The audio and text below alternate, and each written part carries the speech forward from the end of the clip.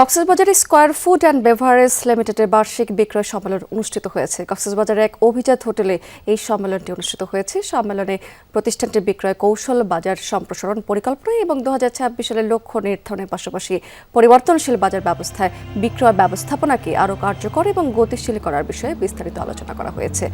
এছাড়া গ্রাহক সেবা উন্নয়ন, বাজার পরিস্থিতির সঙ্গে দ্রুত মানিয়ে নেওয়া এবং ব্যবসায়িক পার্টনারদের সঙ্গে সুসম্পর্ক বজায় রাখার গুরুত্ব বিশেষভাবে তুলে ধরা হয়েছে।